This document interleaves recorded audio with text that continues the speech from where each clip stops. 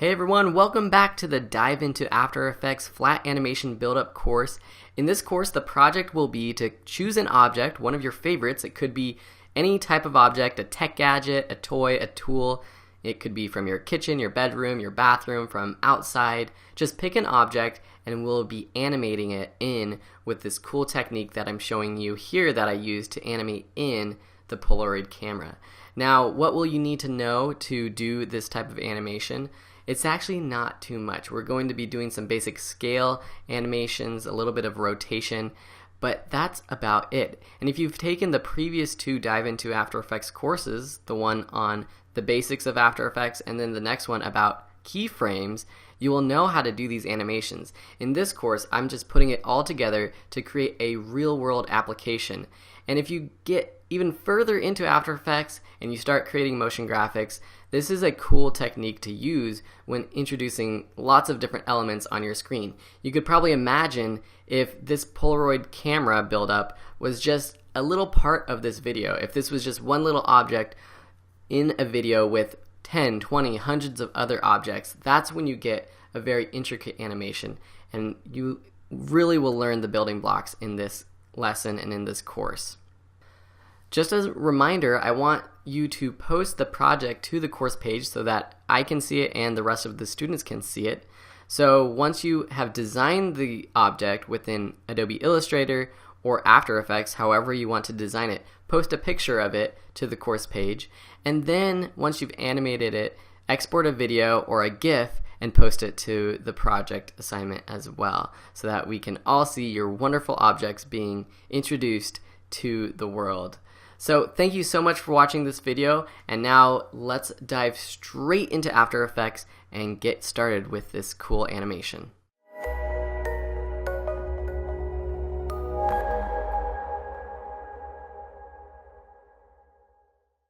Hey everyone, Phil back here with a new section in the Flat Animation Buildup course.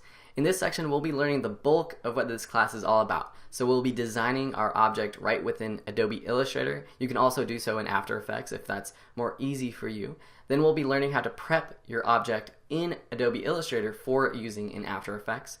We'll be learning how to animate your project, so being able to understand the different ways to animate the different elements in your object.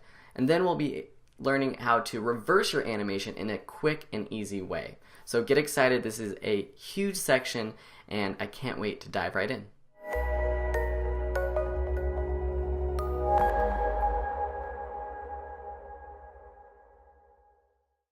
Hey everyone, welcome back to another lesson. In this video, we'll be designing the object for this animation.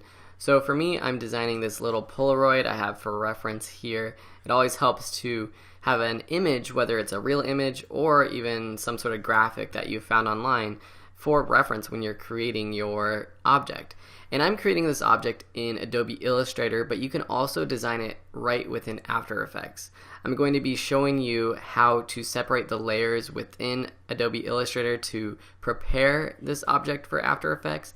And you just want to make sure that each layer, whether it's the background of your object or whatever layer that you want to be animated in the final product, you want to make sure that's a separate layer. We'll talk about that more once we've designed the entire graphic. Okay, so let's get straight into Adobe Illustrator. So I'm going to use the rectangle tool, pick a color that I like, something like that green turquoise, and just do a quick little background. I'm going to go into my layers and make sure that I lock these two layers so that I don't accidentally click on them. Then I'm going to create the base of my Polaroid camera. So I'm going to choose my rounded rectangle tool, and first I'm going to take this stroke off, and then I'm going to choose a color that's similar to this. So let's just pick a light brown tan sort of Polaroid camera color. So I want it to be a perfect square, so as I click and drag, I'm holding the shift key down on my keyboard, something like that. Now this might be a little too brown, so I'm just going to make it a tad bit whiter. Okay, so now I have the background, and then I'm going to duplicate this layer, so I'm just going to Command C or Control C on your keyboard, depending on whether you're on a Windows or a PC, then Command F to paste it right over it. Okay, now selecting this top layer, I'm just going to change the color to something like a dark gray, something like that. Then I'm going to select these 2 points at the top, the 2 anchor points, and delete them. Then select these 2 other ones on the outside and click and drag down to create this sort of bottom of the Polaroid camera. And then I'm going to actually duplicate this layer, so Command C, Command F, and I'm going to select the top 2 anchor points and raise it up a bit and change the color to this sort of beige brown, so something in between, something like that, and then just move this beneath the dark gray one.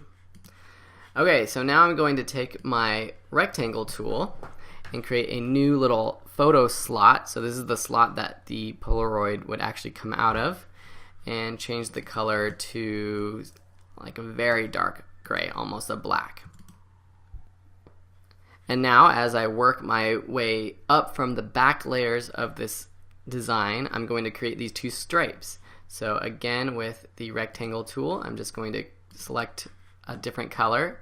We can do something completely different from what I chose in the previous in my previous design, so something like that. And then I'm just going to copy and paste it, Command C, Command V, move it right next to it, and change the color. Maybe it will be a red or something like an orange. So that's pretty cool. Okay, so now I'm going to create the lens. So with my ellipse tool, I'm going to create a shape, and I'm going to change the color to this background first, or actually make it this dark color down here. So with the eyedropper tool, I'm just going to select that and then choose my ellipse back, pressing and holding Shift as I drag, create a perfect circle. Just center that and maybe make it a little bit smaller, something like that. Then I'm just going to copy paste it again, but Command C and then Command F, shrink it a little bit, make it a darker gray. So I'm just going to, with this path selected, press I on the keyboard and then select this gray. And then I'm going to duplicate this one, so Command C, Command F, shrink it down. And then actually with this one back here, the middle layer, I'm going to change the color to be a little bit lighter, something like that. So it's starting to look like a lens.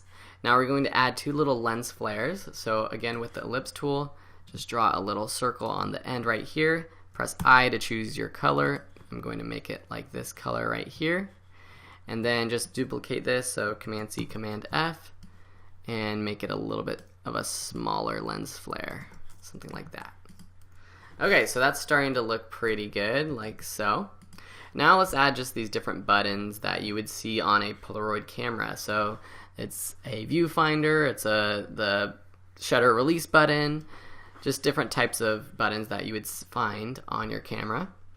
So I will take my rectangle tool right here. This can be the viewfinder, or maybe this is the flash, we'll see. And then press I to choose my color, and I'm selecting colors that are within my composition. That's one good design tip, that if you're creating these different elements of an object, it's nice to choose colors from within your design and not just try to match by eyeballing it, but actually using the eyedropper tool to select the color. Something like that. Then let's use the rounded rectangle to create a little viewfinder box, like so, and select this gray right here. Okay, and then we will, again, still with our rounded rectangle, make our little flash box right here, something like that. Doesn't have to be perfect. Choose that dark gray, and then with the rounded rectangle again, we'll choose make another little box inside and make it this lighter gray with the eyedropper tool. Then we're going to create this little shutter release button using the ellipse tool. So I'm creating a circle right here. I'm actually going to make it this background color, but what I'm going to do is go up to Effect, under Illustrator Effects, go to Stylize, and then drop Shadow. I can choose the different options. I'm going to start out with about 50%, maybe do 0 on the X offset, and 3, and then blur is 5. Let's see what that looks like. Okay, that's a little bit too much, so let's go into our drop shadow effects, if I can find it. Okay, so if I go up to drop shadow, I can double click this, and let's decrease that blur and decrease the Y offset, something like that. Maybe even make the blur 1 and the opacity 30. So a lot of this is just playing around, but that looks pretty good. I'm going to duplicate this in place, so Command C, Command F, shrink it down, and I will actually take the red from this red stripe right here, and so now that looks pretty good. But here I'm going to take off the drop shadow.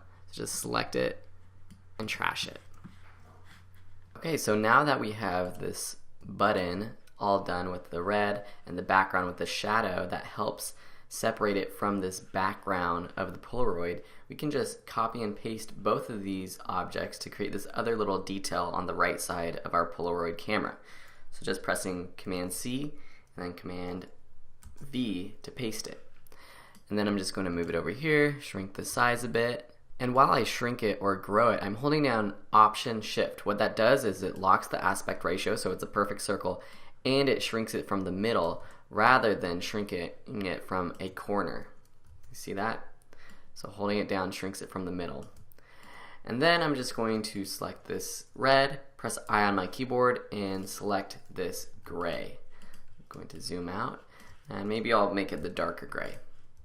So the last thing I want to do is just add the drop shadow to this lens, because if you were looking at a Polaroid camera, this lens along with a couple of these buttons would be protruding a little bit, and that would add a little bit of a shadow. So I'm just going to select it, go up to Effect, Stylize, Drop Shadow, and now it still has the same settings that we've used before, so let's see how that looks. And that looks just about right. So there you have it. That is our Polaroid camera icon that we will be animating. In the next lesson, we'll be going over how to prepare this file for importing into After Effects, because you can't just take this file that you've created, this design, straight into After Effects without playing with the layers, which we'll be talking about in the next video.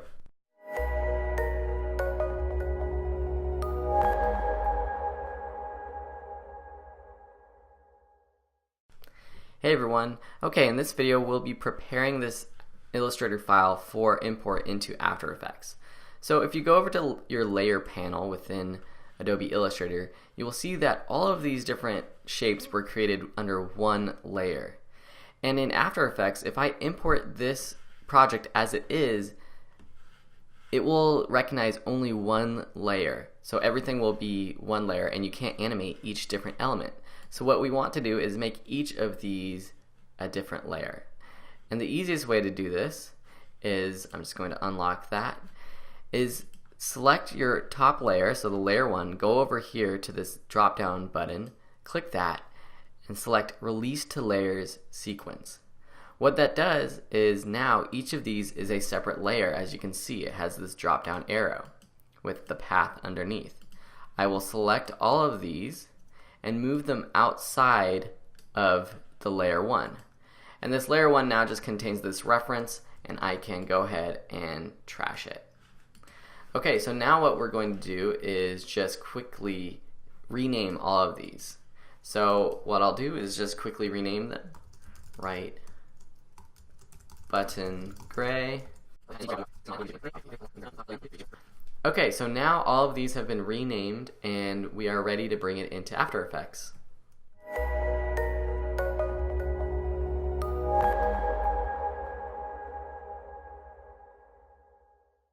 Hey everyone, welcome to the next lesson in the Flat Animation Buildup course. Today we're actually going to be taking our flat animated object and turning it into an animation. So if you go to your Finder and find that file that we created before, so it is for me under, I have so many projects that I'm working on, under shape layers and this Polaroid camera right here.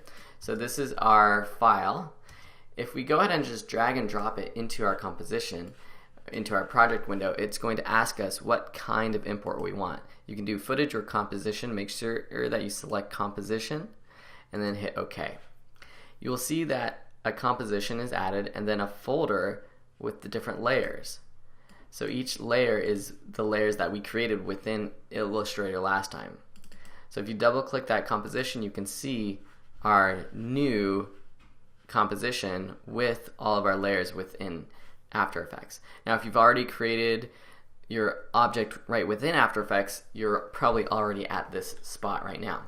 Now what we want to do is create a composition for our size. So I'm just going to create one that is, let's call it 900 by 900. And so it's going to be a square composition. We'll choose 2997, which is good for online viewing, and we'll make it 10 seconds. Okay, so I'm going to have this fit up to 100% so we can see better.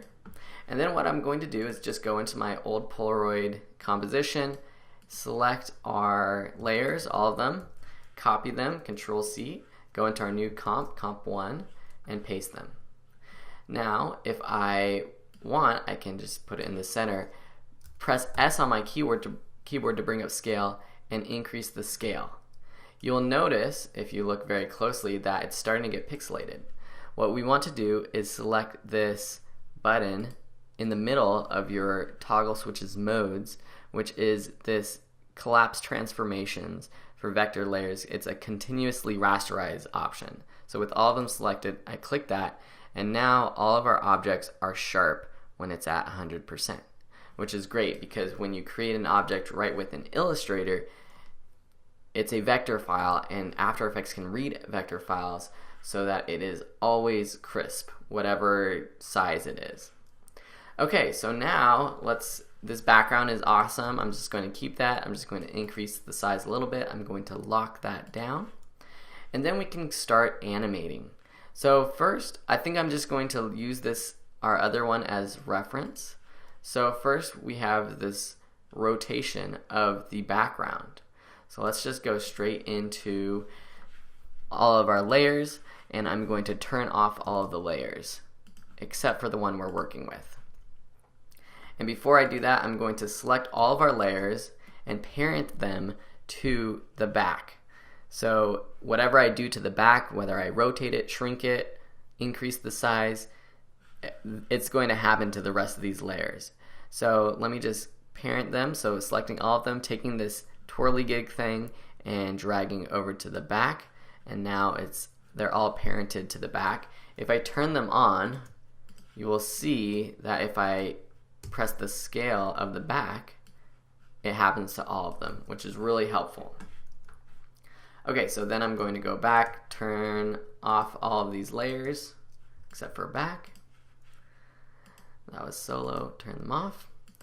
Alright, now with scale brought up, I'm going to add a scale animation from this size, 187%, going back to the start of my composition and going to 0.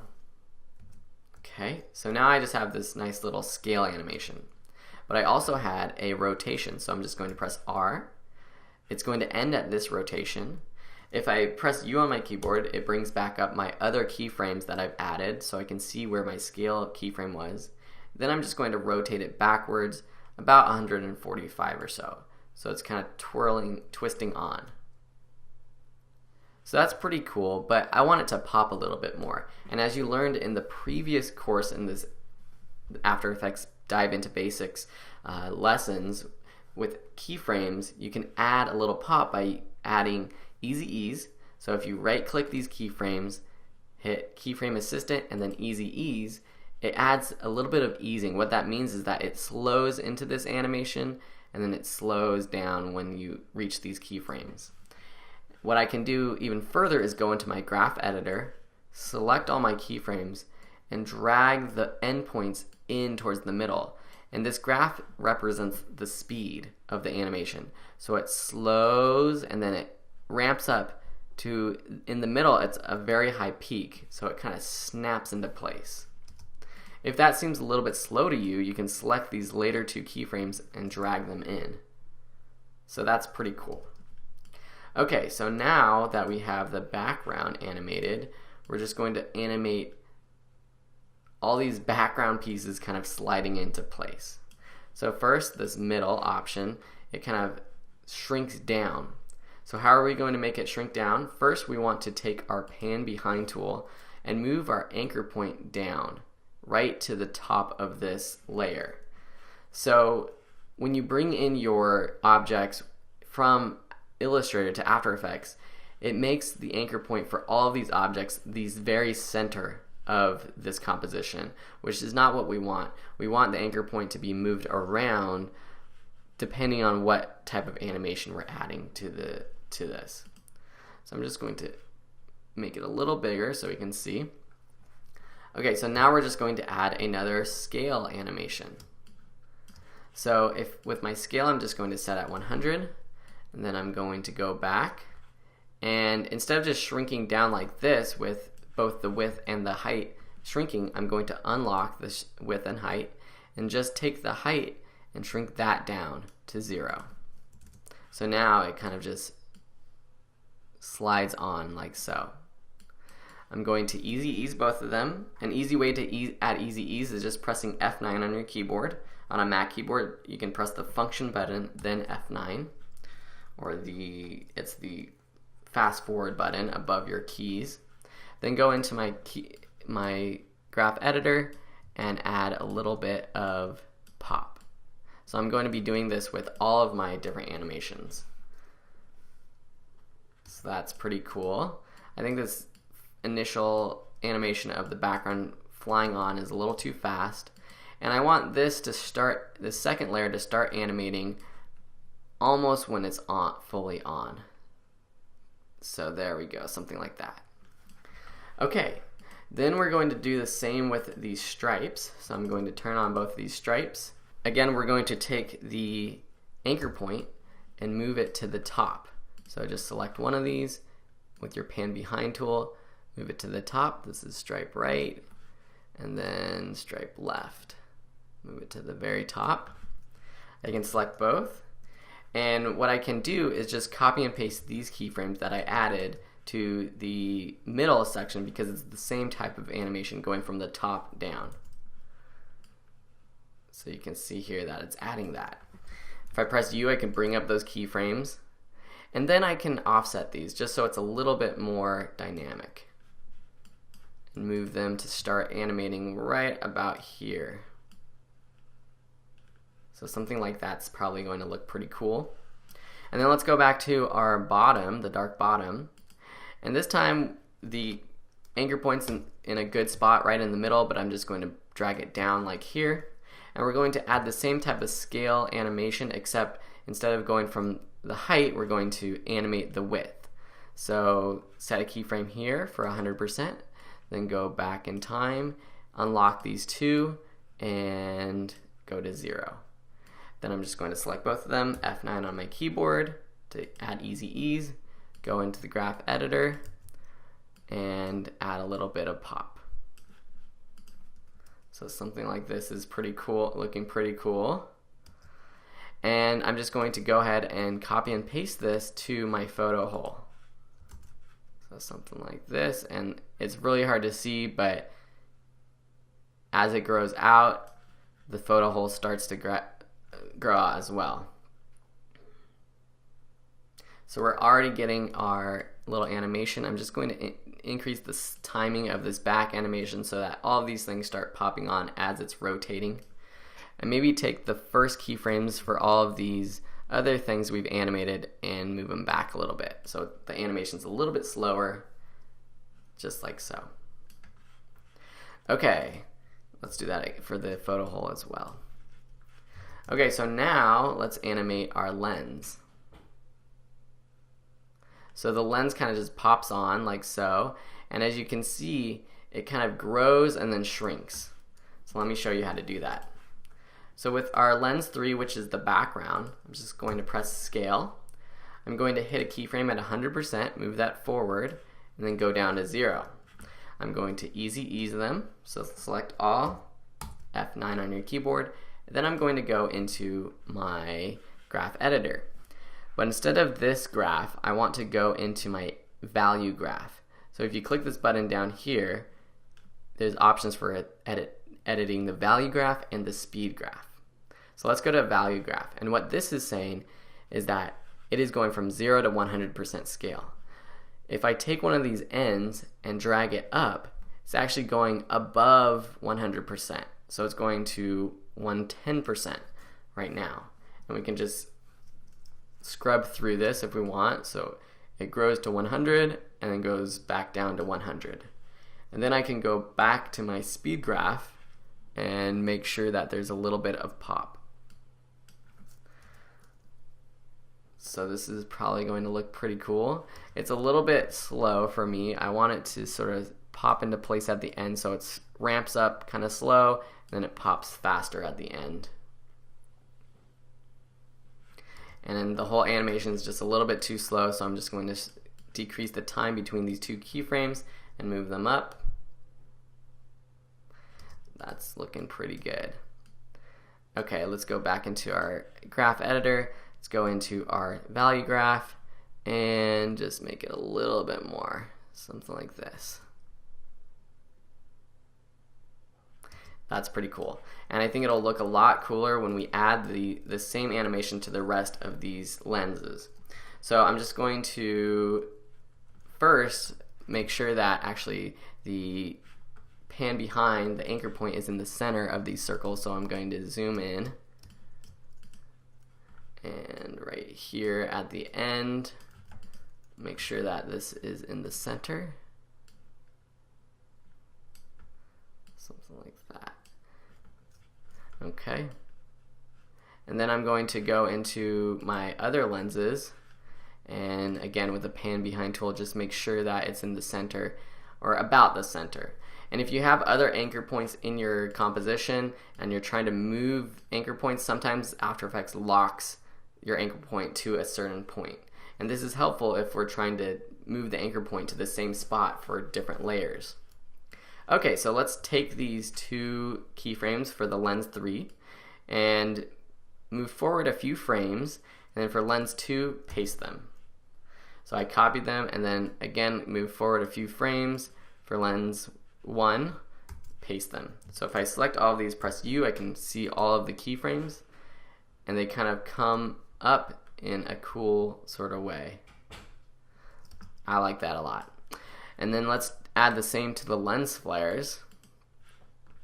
So we have to go here to see where the lens flares are, and then I'm just going to move the anchor points for the lens flares. So lens flare top with pan behind tool, just move it up to the middle of this little lens flare, and same for the bottom.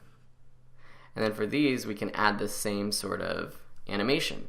So lens flare top, I still have it copied, so I'm just going to press paste, Command V, move forward, Command V, and these little guys pop up onto our screen as well. Alright, so let's zoom out a bit and see where we're at. So this is coming together quite nicely. Okay, so now that we have the lens animating on, let's animate these different buttons. So first let's do these 4 buttons right here, or these 4 objects, because it's going to be the same animation as the lens themselves. So let's first move the anchor points. So with the right button gray, we're just going to move it to the center. And now this is very quickly, but you could take a little bit more time zooming in and moving these different anchor points to the center of these objects, but for this purpose I just want to get through it a little bit quicker. Then I'm just going to bring up the scale animation for one of these objects, the lenses, and I'm just going to basically select all 4 and paste it. And then if I bring up U, I can offset the background, the backs, so that the backs start to come up a little bit sooner than the other parts, the red and the gray button, and then just offset the left button so it pops on first, and then the gray one. Then I'm just going to select all of these and move it back so that these are popping on right as the lens starts to pop on as well.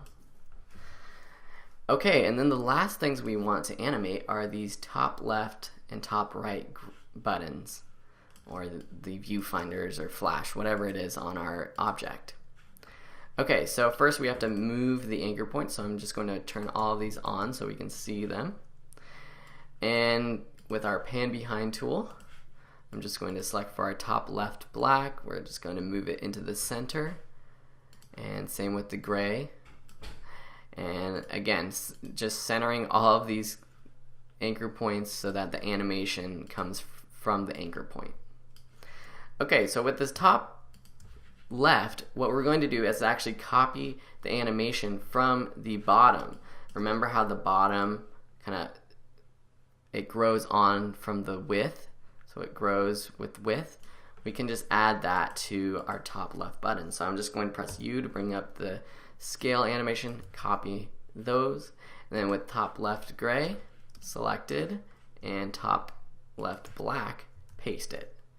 So now if I press U, I can see this animation kind of come on, and I just want to again offset, so move the top left gray a little bit forward so the black comes on first, and move these over ever so slightly so that it's happening a little bit earlier. And then I want to do something similar. Let's just do the same thing with the top right. So I'm just going to paste these. I can bring up the keyframes by pressing U, offset. But what I want to do with this one on the right is have it rotate a little bit. So first I'm going to parent the gray to the back, so if I add rotation to the back, we can see it. I'm going to go to the second keyframe, press R, set a keyframe so it locks it at this rotation at the end of the animation, then go back to the first scale keyframe and rotate, let's just do -90. And then I'm going to add easy ease, and now this kind of rotates onto the screen and it adds a little bit more. And maybe what I'll do with this top left one is the same. So let's parent the top left gray to the top left black, and then I will add a little bit of a rotation. Now this one is a little bit wider, so I don't want it to be as dramatic, so I'll just do -45 and add easy ease. So that's pretty cool. Maybe I'll do +45 so it's rotating the opposite direction. Okay, so now if we expand our viewer so we can see everything, we can run through this by doing a RAM preview, just by hitting 0 on your keyboard if you have the full keyboard, or if you go up to Window, Preview, and do this RAM preview over here. And that renders it out so you can see it in full time. Okay, so this is looking pretty good, but the timing is a little bit off. I'm just going to shrink my work area so that I can preview it and loop it a little bit easier. Okay, so I want all of these things to be happening about at the same time a little bit more. So I'm going to select all, Command A, hit U on my keyboard, and these keyframes that are over here on the right, those are the ones that are happening a little bit later. I'm going to move back. And then I'm going to extend the rotation and scale of the background so it's still rotating as the rest of the animations pop on. So something like this I think looks a little bit more dynamic. And I think the rotation is actually, it starts off a little bit too slow. So if I go into my graph animator, and if I go back to speed graph, I want it to rotate a little bit faster on. And it can still slow down to the end, but it rotates a little bit more in the beginning. And this is looking pretty darn cool. So you can go in and play with the timing and the length of these different animations, but as you can see here, this is a very dynamic animation, a very dynamic intro to an object, and I hope you're enjoying it. So in the next video, I'll show you how to quickly reverse this animation so that you don't have to change anything, you don't have to add any more keyframes or duplicate these animations. It's a quick way to reverse this animation. See you then.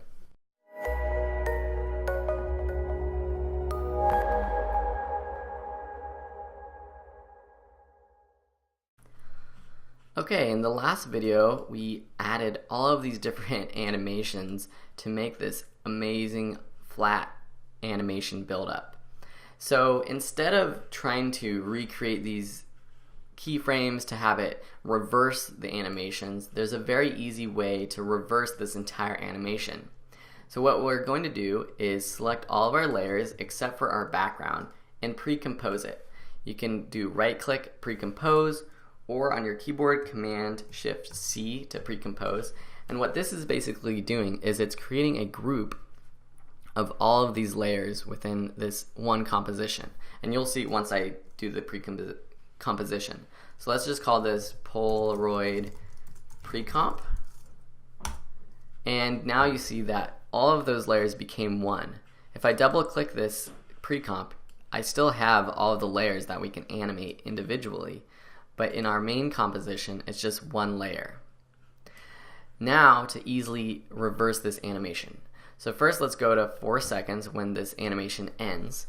We're going to trim this composition, the pre-composition. So what I can do is just press Option, right bracket, so that trims it.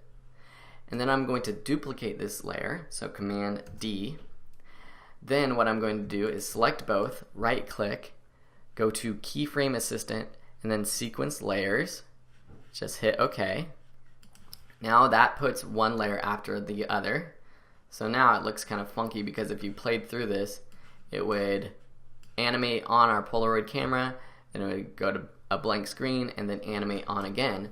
But what I can do is just reverse this second layer, or this second pre-comp, going to Time, right-clicking, going to Time, and then Time Reverse Layer. And what this does is it reverses that animation, so now it goes backwards. And because we have two sequenced layers, it animates in, and then it animates off. So that's a very quick way to reverse any type of animation. This can be a title card or anything that's within a pre-composition. So that's how you pre-compose, and in the next video we'll be talking about exporting.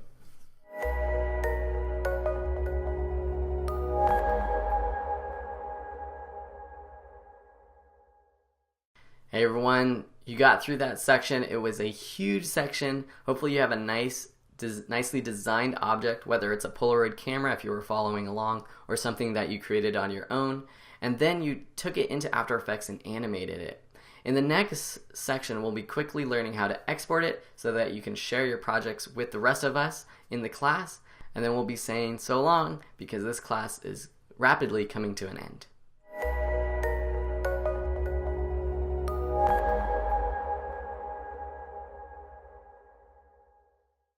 Okay, now that we have our awesome 2D animation buildup, what we want to do is export it so that we can post it online to share with the world, and more importantly, share with the class so that I can check out your work and the rest of the students can see your awesome animations.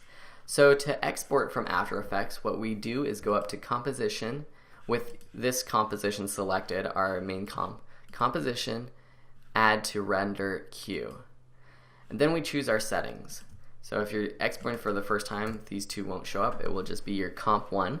There is a preset in After Effects for H.264. Just click that. That's the easiest thing to do. You can go in and click the H.264 and go into the different settings, but this is a great setting for posting online. H.264 is a QuickTime format. It's a small file, and it will easily be able to be shared with the rest of the class. Okay, then I'm just going to export. I will just call this Comp1 Test. And then over here, just click Render. Now, depending on how fast your computer is, it will render out in a short amount of time. And then if you go to that folder, you can check it just to make sure. It's going to be a QuickTime file. You'll hear a little ring when it's done. And here it is. A little test of our animation. So that's pretty cool. So now what I want you to do is take this animation, post it on YouTube or Vimeo, and then share it with the class. Skillshare allows you to post Vimeo and YouTube links directly on the page. You can also take this and turn it into a GIF if you'd like, using Photoshop. Thank you so much for watching this lesson, and please again post your projects to the course page. I can't wait to see what types of objects you are animating, and have a great day.